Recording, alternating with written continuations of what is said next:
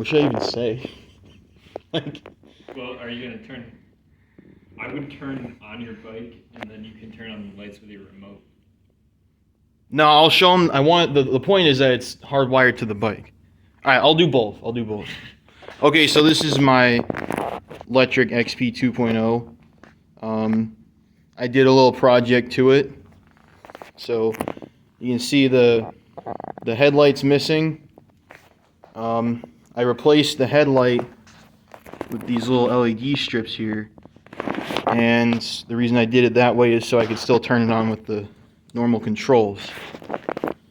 So I can just turn it on, unless the key's not done. Alright, normal, works normal.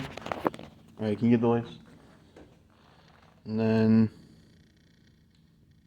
oh, wait, no, they're off with the remote, yeah. Unfortunately, I gotta use the remote for it, if it's not. So if it's blue, that's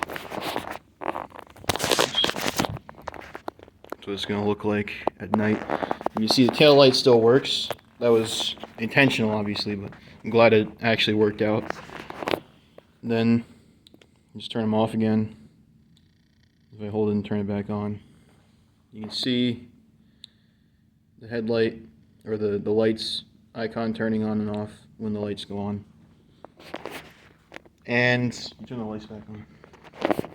The way we did this, because if you don't know, the headlight that I replaced actually still works on the normal 50 volts, I think the battery is.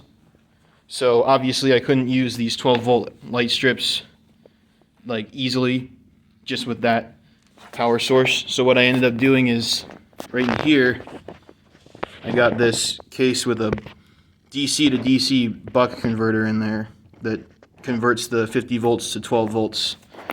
And then down here, you see this wire is going from, I'll start there. This wire actually, this one, it's hard to see because I put it so close in there. It's this wire right here that wraps around, plugs right into the plug that the headlight used to be in right here. Wraps around a bit because I had too much wire. Goes back down into the converter right there. Goes in, and the 12 volts comes out. This is the LED controller. It's just a normal barrel plug, and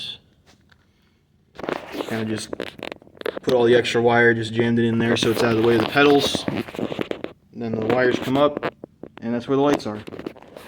And I also named my bike Hector, so that's why the name Hector's on that. But that's all it is, really.